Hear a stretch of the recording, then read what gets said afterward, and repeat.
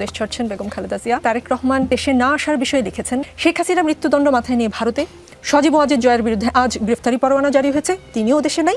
মানে -4 বলতে যে তথ্যের কথা বোঝানো হয়, 4 জনের কেউই আর দেশে থাকছেন না।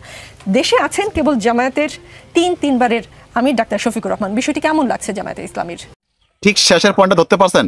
কেমন লাগছে জামাত ইসলামীর? মানে জামাত ইসলামী কেমন এনজয় করতেছে শত দেশের বাইরে। জামাত তো এখন একাই 100, পুরো মাঠ ফাঁকা, শক্তিশালী কোনো প্রতিপক্ষ নাই। জামাত বিরোধীদেরকে এই কথাটা বলে একটা উস্কি দেওয়ার চেষ্টা, যাতে করে একটা গ্যাঞ্জাম বাজে। এই নিকোলের নামের মধ্যে কিন্তু গ্যাঞ্জাম আছে, তার নামের মধ্যে বাংলাদেশের কোনো পরিচয় বহন করে না। আমরা যারা বাংলাদেশকে ভালোবাসি, যারা বাংলাদেশি, আমাদের নামের মধ্যে বোঝা যায় যে আমরা বাংলাদেশি। তার নামের মধ্যে আপনি বাংলাদেশি কি বুঝতে পারতেছেন? বোঝা যাচ্ছে সে বিদেশিনী, এবং বিদেশি কোনো একটা রাষ্ট্র এবং নিষিদ্ধ কোনো দলের এজেন্ডা বাস্তবায়নের লক্ষ্যে সে কাজ শুরু করে দিয়েছে। একেবারে 100% অথেন্টিকভাবে নিশ্চিত হওয়া সম্ভব হবে এই কলেরা নিকোল, না জানি নিকোল, তারা যদি জিজ্ঞাসাবাদে নেওয়া যায়, তাহলে তাকে এই স্ক্রিপ্ট কে লিখে দিয়েছে, ইন্ডিয়ার কোন ব্যক্তি, কোন দালাল লিখে দিয়েছে, তাহলে কিন্তু বের হয়ে আসবে।